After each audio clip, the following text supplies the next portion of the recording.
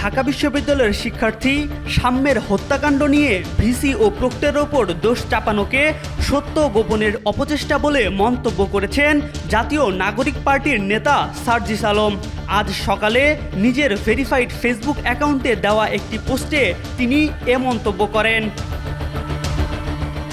সার্জিস আলম লিখেন, আমার দীর্ঘদিনের ক্যাম্পাস অভিজ্ঞতা থেকে বলছি, সাম্য হত্যাকাণ্ডের পর বিশ্ববিদ্যালয়ের ভিসি এবং প্রক্টরের উপর যেভাবে দোষ চাপানোর চেষ্টা চলছে তা মূলত সত্য আড়াল করার চেষ্টা মাত্র। তিনি বলেন, ঘটনাটি ঘটেছে সোহরাওয়ার্দী উদ্যানের মুক্ত মঞ্চের পাশে। এই ঘটনার নিয়ন্ত্রণ ঢাকা বিশ্ববিদ্যালয়ের প্রশাসনের নয়। সেখানে দীর্ঘদিন ধরে মাদক, চাঁদাবাজি, হেনস্থা সহ নানা অপরাধ চলে আসছে। এসব কার্যক্রমের পেছনে রয়েছে প্রভাবশালী কিছু সংগঠন ও তাদের ছত্রছায়ায় থাকা সিন্ডিকেট। তার অভিযোগ, উদ্যানের গেট ও আশপাশে বসানো রয়েছে শতাধিক ভাসমান দোকান।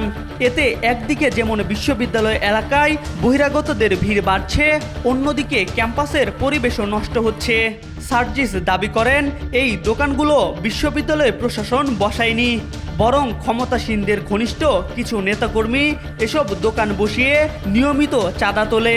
আইন শৃঙ্খলা বাহিনীর কেউ কেউ এসব কর্মকাণ্ডে পরোক্ষভাবে যুক্ত বলেও মন্তব্য করেন তিনি।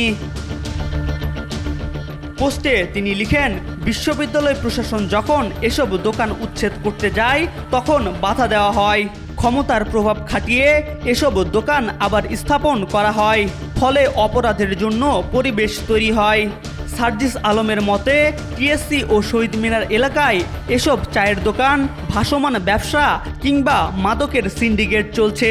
তারাই সাম্যের হত্যার পেছনে পরোক্ষভাবে দায়ী। তিনি লিখেন, বিশ্ববিদ্যালয় প্রশাসন এগুলো বন্ধ করতে চায়, তখন একটি শ্রেণী তারা নিজেদের প্রগতিশীল দাবি করে, তারাই এর বিরোধিতা করে, অথচ তারাই আবার বিশ্ববিদ্যালয়ের সুষ্ঠু পরিবেশ চায়।